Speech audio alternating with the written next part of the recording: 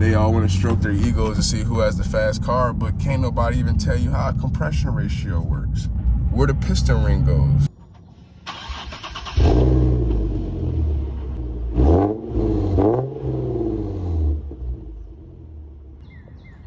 All right, what's good, you guys? This is Reese. I'm back here with another video for you guys today. So today, really what we're gonna be covering is the full build breakdown of this thing, you know, my personal ownership and reviews on this, and do I recommend you guys get one. So we're gonna jump right into it, man. I ain't even gonna waste no time this morning, but build breakdown of this thing. We got upgraded front end, Morimoto headlights, just to kind of give you guys an idea of how expensive these things really can be. Over my years of having one though, I've tried to start being more budgetable about it. When I first got one of these, I didn't really care about the price, but as I get older now, I would like to put my money in other places. So, you know, spending the first top dollar you see on a car, you know, isn't the most responsible thing now. So priorities change a little bit, nothing wrong with that, but we still in the game, so can't beat that. Covering from the front, we got a full clutch setup with the CSC relocation kit. Anybody who has a manual transmission, whether it's from Z1, whether it's C-Mac, I recommend you guys get a CSC relocation kit. Mine went out, I had about maybe 20,000 miles on it before it just completely took a shit. Yeah, once it was taken, I was pretty pissed off. I was stranded in the parking lot at the gas station on a full tank. So once you guys invest in that, you guys will enjoy driving this car a whole bunch more, on the simple fact of it's one less thing that's gonna break down for you. You know, of course I got the car wrapped, you know, I got sponsored and everything, did all that good stuff. Never found the time to finish it yet. I actually was going to be pulling this off and putting on a new color, but that's for a whole nother video. And then we got exhaust, dual exhaust, you know, cat back, test pipes. I got some headers on the way here at the house I gotta still put on. Not long tubes, they are short tubes, so these will be the replacements of the stocks, but it's a different type of material, so it should sound a little different and should gain a little bit more than what I already have now. Numbers wise though, I really can't say. I rarely see, you know, taillights in this thing, man. For what this car is and what it brings to me and what it offers, just for what it is, I rarely see taillights. Now, do I recommend you guys getting one of these? I do and I don't. So, in all honesty, I'm always gonna tell anybody, chase your dreams. You know, whatever you want in your life, man, go for it, obtain it if you can, grab it and never let it go. That's my best advice to anybody, you know, as far as your dream, whatever it might be. But I'm 24 now. I got my first one when I was, 21? And then I got my second one here when I was 23, I think, going on 24, if I remember correctly. So if I could, I preferably probably would have just saved up some more and just dumped all the cash just to have it to myself. But the way the economy is right now, I don't really see anybody having, you know, 50 grand stacked cash, say, here. So this wasn't 50 grand, but you guys kind of get my idea. Now, do I recommend getting one? If you don't want to break the bank, depending on what your bank is, you don't want to, you know, kill your pockets as far as gas, the V6 in this car does kind of determine on how your foot is. Car came with the 4-piston brakes and everything, big rotors and whatnot, so it's coming along. I like it a lot. I just don't think some of the prices naturally aspirated or modification wise this car's calling for just doesn't make sense to me, man. Doesn't make sense to me. I know these motors are very stout naturally aspirated, you know, so to boost them or to put any type of serious modification on, I know it's gonna cost a bit, but I'm at a point now where, you know, you pay to play, and I want to be outside as much as I can be, have fun as much as I can be without breaking the bank. You know, this car is not going to do that for me. This car is not going to do it for you. Unless you guys have the budget for it, you know, to sit down every 2 weeks when this thing breaks, parts and stuff like that, paying the price for the correct part, not cheaping out, you know, then by all means, be my guest. But you want to have fun, you want to be outside, you want to be able to live your life, go to and from, you know, I recommend get you one of these or a G37, Q50, any of those sort of cars, and leave it the fuck alone, man. Ride it as it is, get your little bolt-on tune, you know, and call it a day. I still got to get retuned. I still got to, you know, spark plugs and all that good stuff. So really curious to see what she'll make, man. But overall, car's not bad. Car is not a bad car at all. It's a very good starter car for a lot of people who are trying to get into cars, you know, build a car, race a car, drift a car. These are very great all-around cars. Now, as far as the ownership's not terrible. You know, there are some things that I personally look out for, just little quirky and kinky issues this thing has.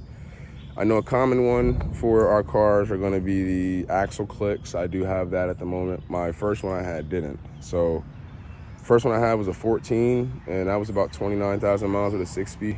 I forget what this one is. Not a 14, it might be a 16, 17, and I got this one with 47,000 miles on it. So relatively low, but you know, I drive it every day, so it's climbing up slowly. I'm at about 75 now, and so far, I mean, she's been a trooper. She's been a trooper. You do your basic maintenance, you take care of them, and they will take care of you for sure. So I also got a wider tire on the back here. I did upgrade to try something new, but I like it, man. I really do. I really do. Ownership's not terrible, guys. It's just you got your little things that you got to watch for. You know, blind spots, of course. You got the silly aftermarket stuff, modifications, depending on where you get it from. I actually ordered the air vent scoops. Those are cheap, and they ended up breaking, so I got to find a solution for that now. Just be very, very wary and careful on what you guys are spending your money on, because just because they're gonna, you know, say, hey, $1,200 isn't good quality doesn't mean it's good quality. You know, I can probably find the same bumper, if not cheaper, probably better quality or a better look for the same price without having, you know, the flimsy issues and stuff like that. So yeah, other than that, I mean, and then, you know, another kinky issue besides the axle click, another one was the clutch pedal relay. So I'll show you guys in the car here. There's a switch there under here behind this clutch that actually lets the clutch know to turn the whole car on when you know, press in. And then it'll also be the engagement for this thing here too. Now, I didn't get a chance to put this back in because I was trying to figure out if I had an electrical issue when I was running through this thing, or was it just a switch. So before I replaced the switch, I actually tore this whole thing apart, didn't find a single thing, replaced the sport mode switch and everything. Still was doing the same thing, and then I was having the issue where you would plug in, you punch the clutch of your car, and then it wouldn't turn on. You could hear the fuel pump prime and everything, and you just have to keep sitting here punching it a few times, you know, and then it would finally turn on. So come to find out, it was actually the clutch pedal switch. So I'd add that to the list too, just another quirk and kink feature. You know, your clutch pedal switch relay will actually end up going out at some point. I change it if it, you know, I haven't already. Other than that, man, I mean, I can't complain. You know, between the ownership's pretty decent, snow's not too bad as long as you have correct tires on it. The car is quick. You know, you guys are probably wondering, is the car quick? Is it decent? Is it? Yeah, I personally, from the time that I've studied these cars and, you know, what I've came about with them, it's been pretty hell of a good car. Having to go from here to a different car, I don't know. This car is very, very hard to look past and say, what do I want next? Probably for the experience, I probably, you know, would want to get something else just to experience that. But truly, as a car as a whole, like, honestly, I can't even sit here and say these cars are shit. I wouldn't want another one. These are probably now the only cars I want to drive just because of how robust and stout, reliable they are. So hopefully, I mean, that gives you guys some idea of, you know, my thoughts about it. I have mixed thoughts about it. I really do, on the sense of, you know, the aftermarket side. I don't like how expensive it is, which is why I'm going with another build for something else. But in terms of, you know, everyday driving, or even if you do want to mod the car, I mean, it's not a bad car to mod. I just think for the price per mod, you're going to spend a quarter of that, you know, headers, intake, injectors.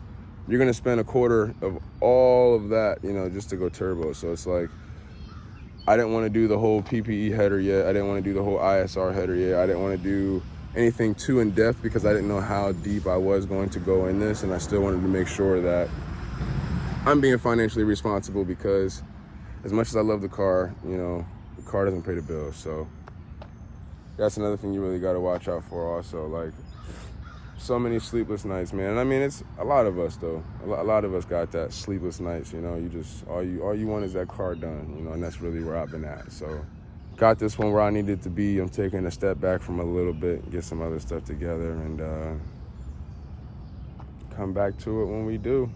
Because this one, I mean, is about done. We got some other stuff coming for the other one. So when y'all see that, I think you guys will understand more why I left this car alone and I went with the other car that I'm currently putting together right now. So we'll talk more about that also too when that time comes. But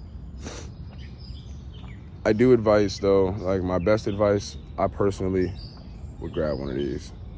If you want something that's a pretty decent platform, it's not gonna break the budget, it's not too inexpensive, it'll give you some fun, you got some road presence on you, and you have a history of reliability, I mean, this is the perfect car for you. The perfect car for you. Perfect car for you.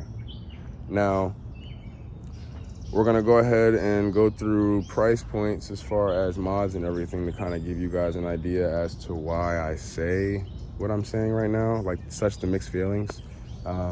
You know, like I'm still pretty young. I don't regret it because it contributed to my vision and dream, but I'm never paying $3,000 again for these wheels. I'm gonna tell you that now. And if anybody ever has these wheels listed for $3 grand, do not pay them $3,000. And I'm gonna tell you, you're gonna regret it. I don't regret it simply because I like how the car looks, but in terms of you can do so much more with your money, I would not recommend to get these. As good as they look, if you can't buy them twice, don't do it. I only bought this car twice because I could do it.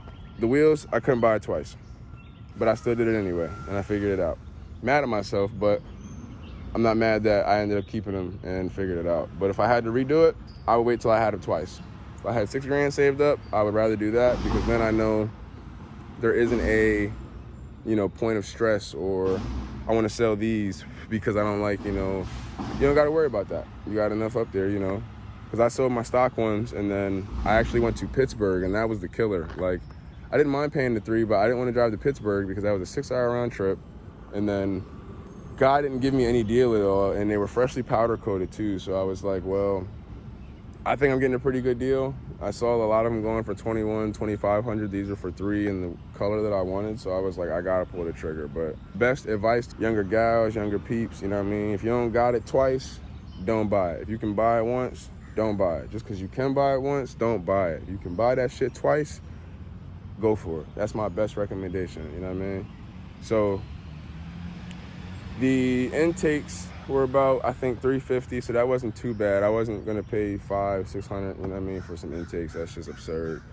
But yeah, about $350 for the intakes. The exhaust was about $1,400, and then I had a deal on the site there, so it came down to $1,200. The bumper here was another $1,200, $1,300. I think I also ordered some other stuff with it, the Nismo undershroud fender. I got to put that on still too. Also, when you guys are doing your bumper conversions and stuff, make sure you guys have the full, you know, undercarriage and all of that stuff there. I'm still trying to get that taken care of. I haven't been in a rush too much yet because I know I got to send these back anyway on my warranty because my tires decided to eat through my wiring. Yeah, sent my whole undershroud under the car and out the ass. So those were about another $1,200, I think, if I'm remembering correctly.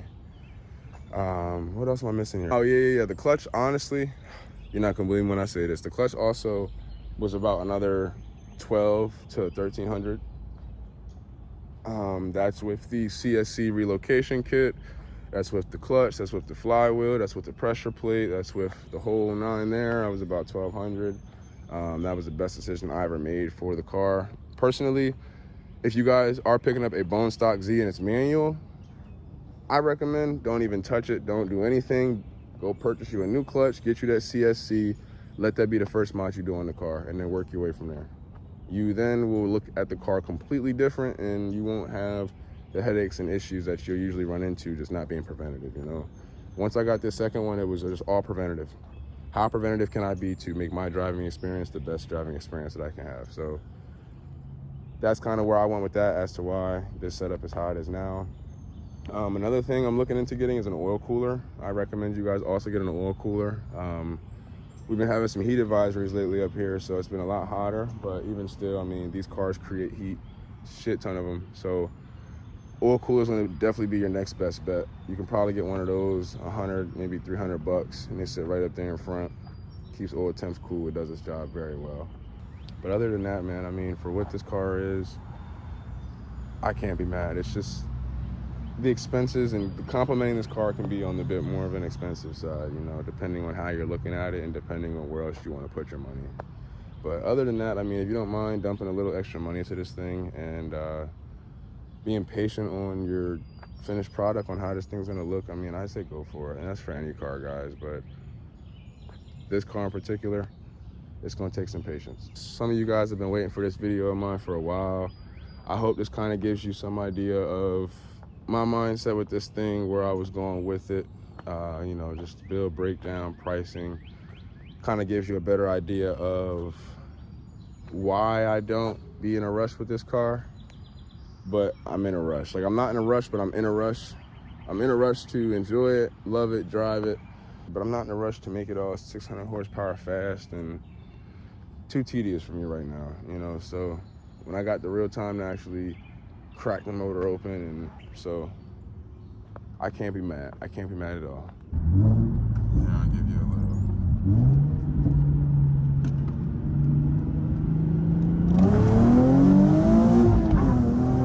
So it yanks.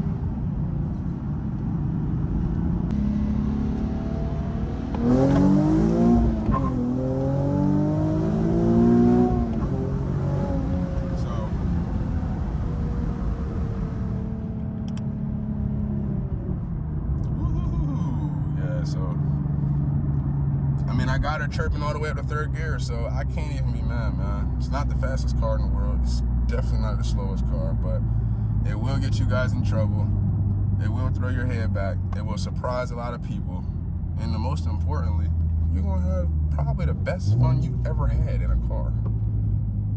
You probably gonna have the best fun you ever had in a car.